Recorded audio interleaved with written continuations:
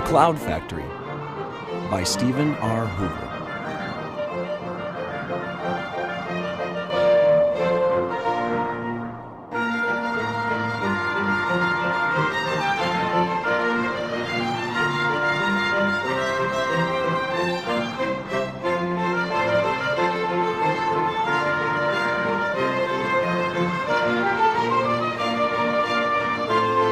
One fall day, little Joey was outside helping his grandfather collect acorns when he noticed some big fluffy clouds up in the sky.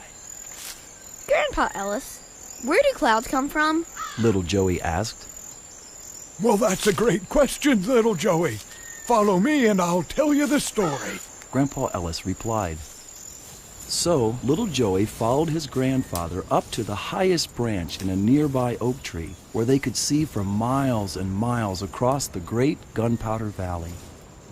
Pointing to a far-off mountaintop, Grandpa Ellis asked, Do you see that factory in the distance, little Joey?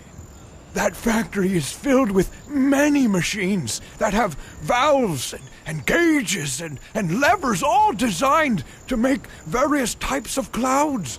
A man named Mr. Wiggly runs the entire factory all by himself. Early each morning, Mr. Wiggly receives his orders from God on what kinds of clouds to make for that day.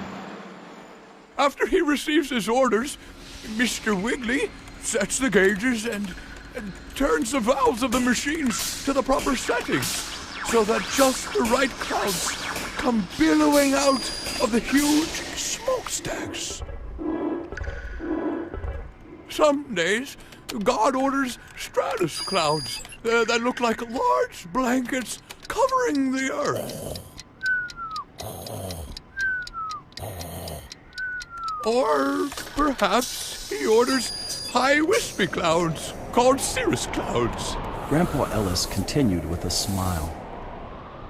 On most days, Mr. Wiggly makes cumulus clouds that look like big balls of yummy cotton candy. If you use your imagination, some cumulus clouds even look like animals. Do you see any clouds that look like animals? Grandpa Ellis asked. Yes, Grandpa Ellis, I do. Little Joey exclaimed.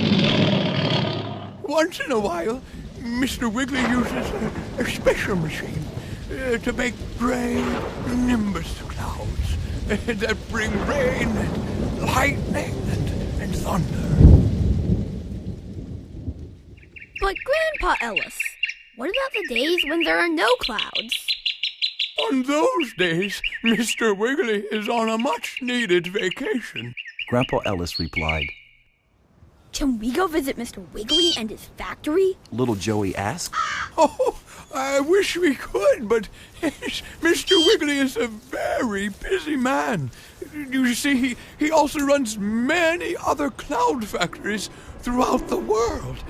In fact, he is probably off working on a new batch of clouds even as we speak. Well, it's getting late, little Joey.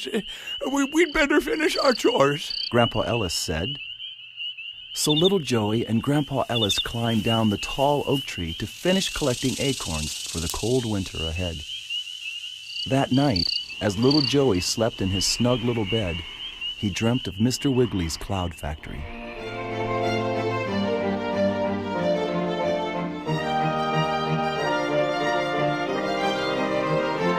The end.